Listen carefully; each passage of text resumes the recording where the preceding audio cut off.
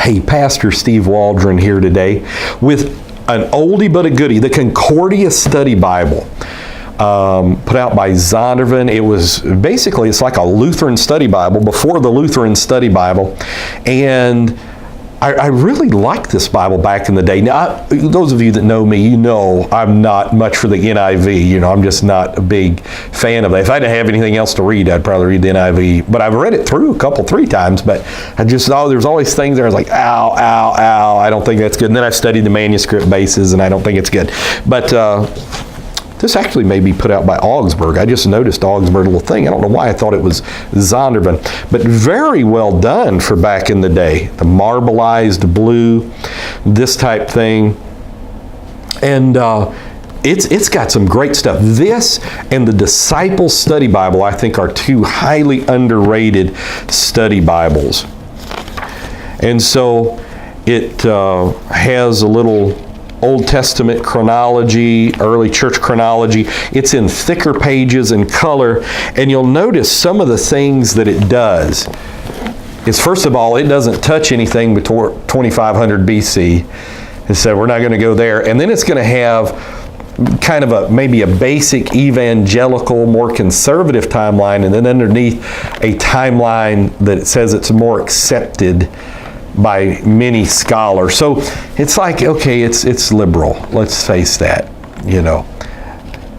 I'm going to show you some of the things I like. And let me just show you without the dust jacket. This thing. I mean, I like the color scheme. And strangely enough, a book will only continue to sell if it has quality contents. But it will sell initially if the color scheme's good. And by the same token, amazing quality sometimes gets lost in a terrible binding. So this actually has good binding. And let's see, I'm looking for who it said the publisher is. I think maybe the reason I thought it was Zondervan is because it said it in the front about the NIV translation. But it doesn't really say who the publisher is that I can find. And it's got little contents and all of this, general information. There's a neat part right in the front of this that I really wanted to show you that is worth it. First of all, let me just show you the introduction. The introductions to biblical books are amazing in the amount of information that it gives. I'm a big introduction guy. I'm a managing editor in a current study Bible project, and they didn't want big introductions. And I'm like, ouch, because I'm an introduction guy. But hey, I'm not in charge. I just go in with the flow. And you can see this is that ancient text relating to the Old Testament. That's the page that I'm like, you know what? I don't know if I've ever seen that as succinctly put anywhere. That is just fantastic. Appreciate Sister Francesca getting a close-up there, but that is just great ancient text relating to the Old Testament. And then it's set up like a study Bible. It looks a lot like the NIV study Bible, and you've got the center column reference, and you can see the enormity of the commentary that it has in it. Now, one of the neat things about this Bible, you can get it from like Better World Books or Thrift Books, anywhere from $3 to $10. You might even find it in the Salvation Army somewhere. So it's just good to have this information on your shelf. Like, let me just show you. I just turned to the introduction to Jeremiah. Look at this thing. Now, my very favorite book introductions are from the Open Bible, the New Open Bible Expanded Edition specifically, because I think they really cut to the chase and they're conservative. They also have good outlines in this as well. Very good outlines. And then in the New Testament, it's actually red letter. I think this may be another reason I thought it was Zondervan. The maps look just like the Zondervan Study Bible.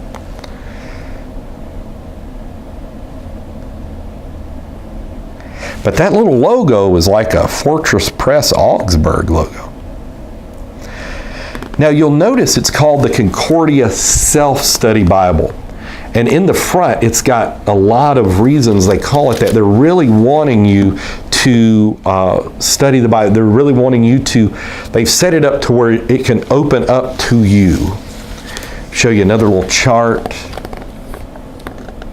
Like it's a full page chart there.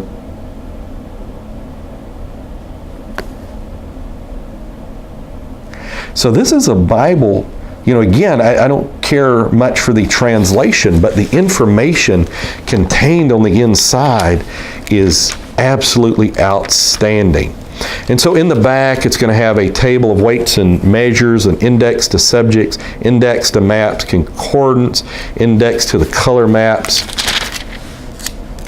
There's the index to the subjects. I'm going to try to get to the, and it's a lot of different subjects. And I really appreciate that because it helps you integrate the notes. So like if you look up Torah, it tells you where to see that. Look up total depravity, it tells you where to see that. Transfiguration and all of this. And then the in-text maps, of which there's several in-text maps and charts, I really like that it's got an index to them. So like, you know, you look up Damascus, it'll tell you the different in-text maps and charts, what page they're on, and where to find Damascus or Beersheba or something else, Zoar. So that's really cool as well. Has a small print concordance, but it's really long concordance. And then it has the maps. I'm just going to tell you, I like these maps. I like the green. It kind of reminds me of the old Abingdon Press maps. It kind of gives me a feel for what's going on.